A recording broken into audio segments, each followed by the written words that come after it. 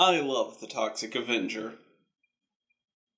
I guess that was obvious. There were some movies, terrible movies, movies so awful, no one would touch. Then came a Matthew, sad little Matthew. Matthew decided these movies to watch. For every good movie, there's at least 10 bad. Matthew gonna drag himself through the crap to find the worst ones there are to be had. Today's episode, The Toxic Crusaders. Hello, class of Nukem High. I'm called Matt, and I am beyond excited to get to tell you about Troma. So where do we begin? Let's start with its founder, Lloyd Kaufman. Imagine Lisa and Bart Simpson were suddenly the same person, and that person was Mel Brooks. You'd have a goofy, immature troublemaker who's also incredibly progressive and socially conscious, and is a very wacky, very Jewish filmmaker. That makes it hard to tell if he's saying things to be funny, or if he's genuinely like an insane conspiracy theorist. Evil men from the big corporations came, and they took Toxie away. Can you say devil-worshipping international media conglomerate? If they were devil worshippers, Hollywood would be a lot cooler. No, unfortunately, they worship an evil power much less interesting. Money. Seriously, check out this interview YMS did with him. He goes on like a 5-minute tirade about China that has nothing to do with the question. Kaufman has some fringe views on copyright law, not all of which I agree with, but hey, it means all of his movies are on YouTube for free. And Lloyd, if you see this, maybe check out my video on the Copyright Term Extension Act. I think you'd enjoy it. So let's talk about the films they make. The closest thing I could compare Troma to is Full Moon. Both are low-budget indie studios, both focus on especially goofy horror comedies, though do feature genuine horror among their lineup, and almost all of their movies are directed by one man. The difference here is that Troma is actually funny. Sure, they've got some movies that are wildly unfocused or rely too heavily on gross-out humor, but Troma at its best is genuinely great. I guarantee, no matter which film you watch, you will never forget a Troma movie. I can also say with the utmost certainty that Charles Band does not have Kaufman's fringe views on copyrights, because nearly every Full Moon review I've put up has gotten a claim on it. Head of the Family got 2. This brings us to today's topic. Troma's most popular, and at least of the ones I've seen, their best movie is the 1984 film Toxic Avenger.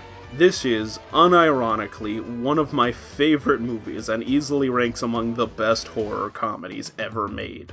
So eventually we got a child-friendly cartoon, The Toxic Crusaders, in 1990, despite Kaufman's claims that it was from the 80s. It's back in the 80s. The Toxic Crusaders were on their way to becoming a huge success like the Teenage Mutant Ninja Turtles. Kaufman seems to have had very little to do with the show, apart from owning the rights to it. Instead, directing was left up to Bill Hutton, a popular 80s animator, and Tony Love, who directed the episode of RoboCop I reviewed last time. I know, what are the odds? Episode 1, The Making of Toxie, was written by Chuck Lorre. Yeah, the creator of 2.5 Men and Big Bang Theory, Chuck Lorre, wrote the pilot episode. Good thing this show didn't have a laugh track. The voice cast has many notable names, including Kath Soucie, Greg Berger, Hal Rail, Paul Eiding, Susan Blue, and the list goes on. Most notably, however, is Toxie himself, voiced by none other than Roger Bumpus, who's most famous for his portrayal of Squidward. Some other fun facts about this show: Troma was in talks with New Line Cinema to make a live-action Toxic Crusaders movie. Guys, that already exists, and it's not appropriate for children. However, the movie never went through, and Kaufman suspects that, since New Line was trying to get the rights to the Teenage Mutant Ninja Turtles, they were only pretending they were going to make a Toxic Crusaders movie to use as leverage. So Troma sued and won. Too bad, really. With Toxie in the hands of New Line, we could have gotten Jason vs. Freddy vs. Toxie. So what does a children's show from one of the most fucked up film studios ever look like? This is Toxic Crusaders, The Making of Toxie. Oh, Greetings from Tromaville, kiddies. I'm your Uncle Lloydie. You know, there's something so wrong and yet so right about calling Lloyd Kaufman Uncle Lloydie. The episode opens in the most polluted place on Earth. We meet the villain, Dr. Kilowog, who made it polluted and has 4 arms and a mask. Well, gotta make this joke. Hello there. General Kenobi!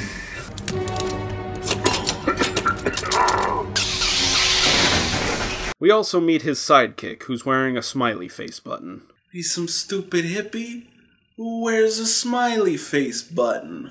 Probably worth noting that Toxie is the only major character in the show from the movie. Despite this, the first episode is sort of a loose retelling of the movie, just without all the murder. Dr. Kilowog is sending his toxic waste to Tromaville, the least polluted city in New Jersey. I don't know if that's such a good idea, Doc. What if some complete and hopeless nerd falls into the gasolium and transforms into a hideously deformed creature of superhuman size and strength? Don't be ridiculous! A complete and hopeless nerd. Oh, I wish I wasn't a complete and hopeless nerd.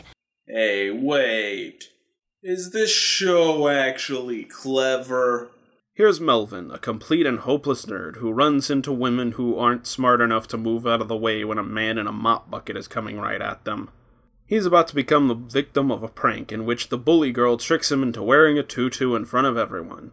And when he runs away in embarrassment, he falls into toxic waste, turning him into a mutant freak. Dejected, he moves out to the toxic waste dump. You know, like in the movie. But in a twist, rather than saving a blind woman from 2 muggers, he saves a visually impaired woman who forgot her glasses. Can't believe they would change the source material like that. Show ruined. Okay, so the girl in the show is Yvonne, who personality-wise is a lot different from Sarah in the movie. She's a lot more of a ditzy blonde, like Claire from the second movie. She also plays accordion, so you know what I have to do.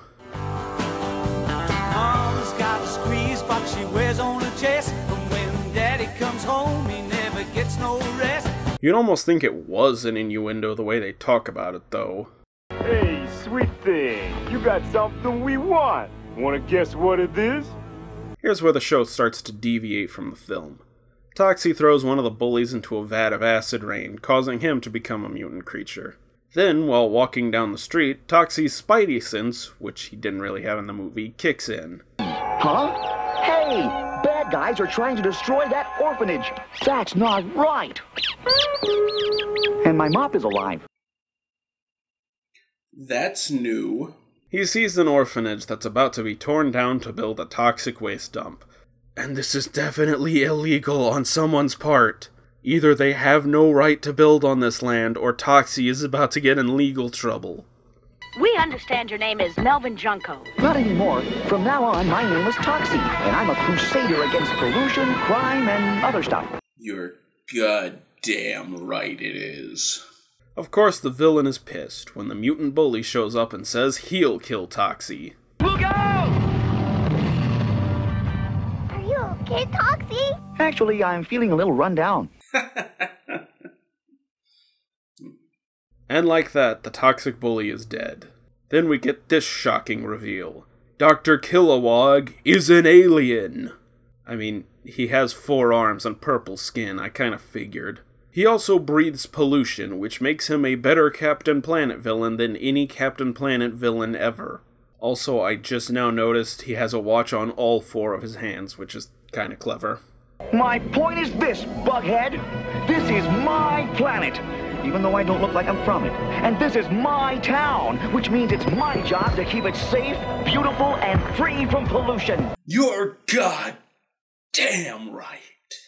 Just then, No-Zone and Major Disaster, 2 other mutant heroes, just show up and agree to help Toxie. I know I've criticized other things for doing this same thing, but here it kinda fits the tone. Plus, this is the pilot of a TV show, they'll probably be developed more down the road. No-Zone has a large nose and superhuman sneeze powers, and Major Disaster controls plants, something his name definitely implies. This is the Crusaders element of the show. It's not just Toxie anymore, and he's not really avenging anyone. So they defeat the giant oil monster, which I will criticize for showing up out of nowhere, and retire to the clubhouse from Fat Albert, where they agree to be the Toxic Crusaders. Thus ends episode 1 of Toxic Crusaders. Now this is a pitch-perfect recreation of the movie for children. Toxic Crusaders, releasing in the early 90s, seems to have a sense of humor that's somewhere between 80s shows like Teenage Mutant Ninja Turtles and later 90s shows like Animaniacs. So it certainly made me laugh a few times, and I kinda want to finish the series. The animation's pretty good, and it's got an environmental message that's not too blunt. I mean, it's hard to do that subtly, but it's certainly less blunt than, say, Captain Planet. This only got a 1-season run of 13 episodes, which is too bad. I think this show really could have been something. As is, it's fondly remembered by many as a great cartoon from this era, which is more than I can say for something like Rambo Forces of Freedom. Maybe give it a look. The whole series is free on Troma Movies' YouTube page. And while you're at it, watch The Toxic Avenger. I love that fucking movie. But you knew that. Until next time, I'm Matt, and this is the month of animation.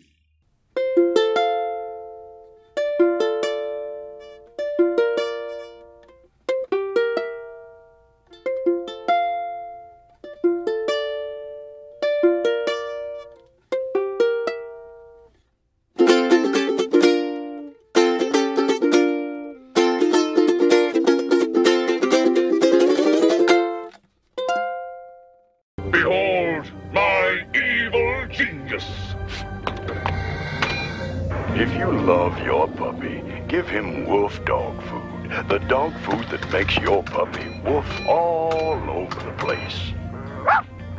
Wonder if someone's gonna be in the next episode. Not you!